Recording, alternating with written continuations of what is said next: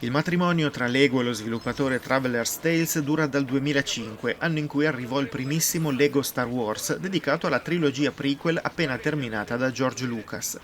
Poi a grande richiesta fu il turno della trilogia classica e subito dopo arrivarono altre saghe famose come Indiana Jones, Batman, Harry Potter, Il Signore degli Anelli e più recentemente il mondo Marvel e quello DC Comics.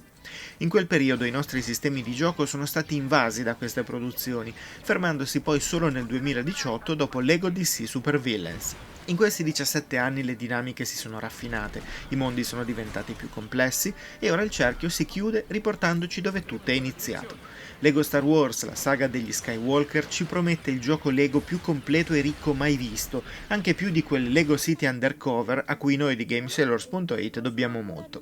Dunque, bando alle ciance, che qui c'è una galassia lontana lontana da salvare. Prima di continuare, se vi piacciono i nostri video, vi ricordiamo di iscrivervi al canale e di attivare la campanella per essere sempre aggiornati sui nostri contenuti. Non deve essere stato facile gestire questo nuovo Lego Star Wars, la saga degli Skywalker. Intanto perché il gioco contiene tutte le avventure vissute in ognuno dei 9 film che compongono le 3 trilogie.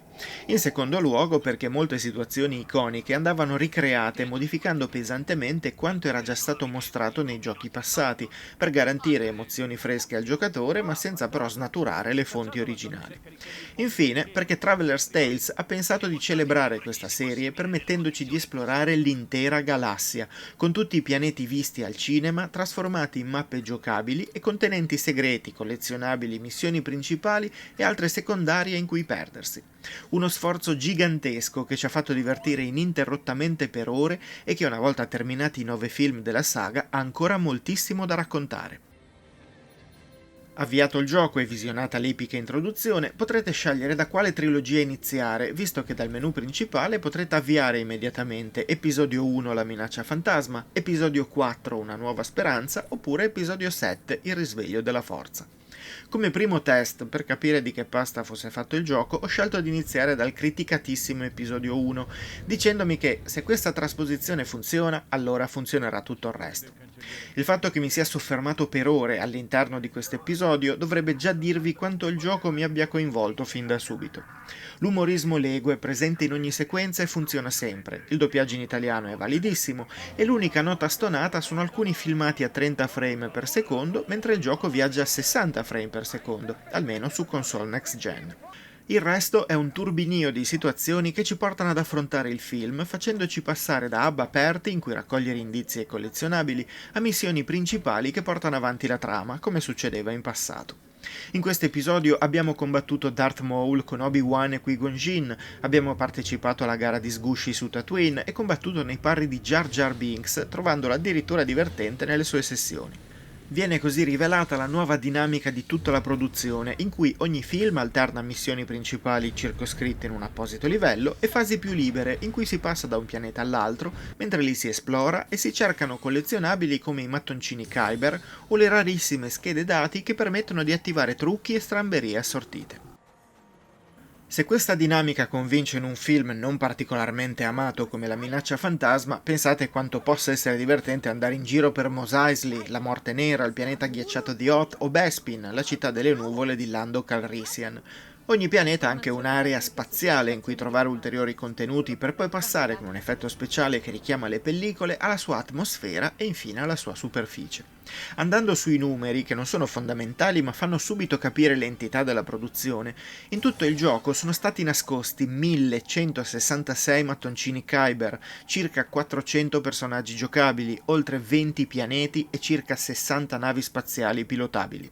Questi elementi sono legati tra loro, visto che i mattoncini Kyber, solitamente guadagnati alla fine di una missione secondaria o nascosti all'interno delle aree libere, servono per sbloccare potenziamenti relativi alle varie classi in cui si dividono eroi e cattivi.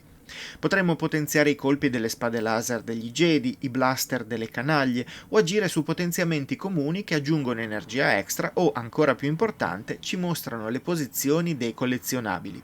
Alcuni di essi necessiteranno di speciali abilità per essere raggiunti e ottenuti e nelle prime fasi potreste non avere ancora i personaggi adatti, ma vi basterà progredire con le storie per ottenere tutte le tipologie che vi servono e ampliare le possibilità di esplorazione. Per questo motivo pensavo di giocare affrontando prima tutti i film in sequenza e solo in seguito usare il gioco libero per tornare nelle aree già visitate e sfruttare i personaggi ottenuti nel frattempo. Poi però mi sono accorto che esplorare quei luoghi riserva così tanti segreti, commenti, battute e situazioni che era impossibile andare dritti alla meta. Anche se le missioni principali di ogni film sono passate da 6 a 5, tutte hanno acquisito obiettivi secondari inizialmente sconosciuti da portare a termine, oltre a 3 diversi obiettivi per il numero di gettoni da ottenere e la classica ricerca di pezzi di mini kit. Tutte attività che, se completate, vi ricompenseranno anche con ulteriori mattoncini Kyber e che rendono ogni livello rigiocabile almeno una seconda volta tramite il gioco libero, in cui si possono usare anche personaggi che in quel film neanche erano presenti. Oltre a ciò, l'aggiunta degli hub da esplorare ha arricchito l'esperienza di ogni episodio in modo significativo, così come certe sequenze che al cinema si sbrigavano in pochi minuti e che qui possono richiederne anche 30, senza però annoiare mai. Gran parte del merito va alla varietà proposta, che ci fa passare agevolmente da un combattimento spaziale a bordo del Millennium Falcon ad una sparatoria con i blaster o ad una scazzottata. Anche in questo caso si è scelto di limitare il semplice martellare su un tasto, inserendo combo da eseguire attraverso la pressione di colpi deboli, quelli che conosciamo da sempre, altri potenti, e il tasto del salto che scaglia in aria il nemico e ci permette di colpirlo in volo. Ora infatti i nostri avversari possono bloccare i nostri colpi standard e l'unico modo per non subire un contrattacco è variare il pulsante da premere. Allo stesso modo, l'ultimo tasto frontale rimasto libero serve per eseguire noi stessi i contrattacchi, utili quando un avversario ci si avvicina con il punto esclamativo sulla testa, un po' come succedeva in Batman Arkham. Il gameplay rimane semplice per tutti, ma sono piccole aggiunte che non solo garantiscono varietà ai combattimenti grazie alle animazioni sempre diverse, ma rendono un po' più attivi e attenti i giocatori. Anche la difficoltà resta sempre molto bassa e non c'è un cambiamento sostanziale nell'approccio, ma queste modifiche, unite alle battaglie in stile sparatutto in terza persona, in cui si possono far volare via i caschi degli Stormtrooper e in cui il colpo alla testa elimina subito il bersaglio, sono un ulteriore indizio della cura maniacale che si nasconde dietro a questo progetto. Inoltre Traveler's Tales ha voluto cambiare la gestione delle energie, sostituendo i cuoricini con una barra della salute sia per noi sia per i nemici.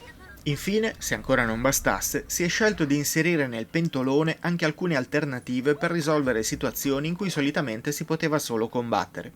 Ora, per esempio, alcuni personaggi possono travestirsi per passare inosservati ai soldati dell'impero o, nel caso di Jedi e Sith, si può usare la forza per distrarre, scatenare il panico o prendere il controllo delle menti semplici. I giochi Lego non sono mai stati considerati il simbolo del progresso tecnologico, eppure anche qui Lego Star Wars, la saga degli Skywalker, ha qualcosa da dire. Stavolta l'effetto plasticoso degli elementi in game è ricercato e perfettamente riuscito. Gli interni delle basi imperiali sono scintillanti nella loro freddezza, così come l'X-Wing recuperato da Yoda su Dagobah è visibilmente sporco di fango, esattamente come lo sarebbe un modellino costruito con i mattoncini e poi sporcato con la terra. I dettagli dei personaggi sono incredibili, con la scritta Lego che talvolta fa capolino sulle loro braccia o sulle pistole. Tutta questa cura si unisce all'infinità di particolari che caratterizzano eroi, cattivi, Jedi, Sith, cacciatori di taglie e qualsiasi miniatura sia stata riprodotta in game. Anche le animazioni fanno parte del processo di caratterizzazione e scoprire il differente stile di combattimento di diversi Jedi, come per esempio tra l'anziano Obi-Wan Kenobi e il giovane Luke, è quantomeno affascinante. Le musiche sono quelle di sempre e quindi inappuntabili, gli effetti mischiano sonorità della saga a quelle di mattoncini rovesciati su un tavolo, mentre il doppiaggio è presente anche in italiano e si dimostra fedele a battute che definire celebri sarebbe poco. Ovviamente il gioco permette di divertirsi anche in due contemporaneamente, ma solo in locale, una caratteristica ereditata dal passato che fa sempre piacere ritrovare e che, visto il tono familiare dell'esperienza, non fa rimpiangere l'assenza di modalità online. Lego Star Wars, la saga degli Skywalker, più che un gioco, è una celebrazione per un universo che a distanza di oltre 40 anni è ancora vivissimo ed emozionante.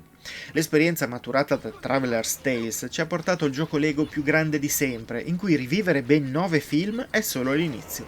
Ogni episodio ha una percentuale di completamento, ogni pianeta mostra i collezionabili ancora da raccogliere, il menu dei personaggi avrà sempre qualcuno da farci sbloccare e prima di completare ogni area passeranno molte ore.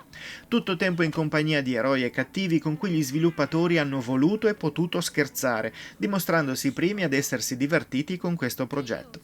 Potreste considerarlo un gioco per bambini, e avreste ragione, ma è anche un gioco per bambini grandi, di quelli che vogliono rilassarsi e rivivere bei momenti in compagnia di vecchi amici. Che poi questi siano interpretati da minifigures è un dettaglio, visto che anche così sanno trasmettere molte più emozioni di tante altre uscite, compresi alcuni film della saga stessa che vengono infatti presi scherzosamente in giro per scelte e dinamiche. Sicuramente è il gioco Lego migliore mai realizzato e molto probabilmente è almeno tra i primi 3 dedicati al mondo di Star Wars. Solo chi vuole sempre essere messa alla prova sul piano dell'abilità troverà troppo semplice questa produzione, esattamente come le altre del passato. Per tutti gli altri è un gioco da non farsi scappare e che vi troverete a giocare per mesi, avendo sempre qualcosa di nuovo da fare e da vedere. Fare o non fare, non c'è problema. Adesso addetti il mio destino. Ho bisogno che qualcuno mi aiuti a capire il mio ruolo in tutto questo.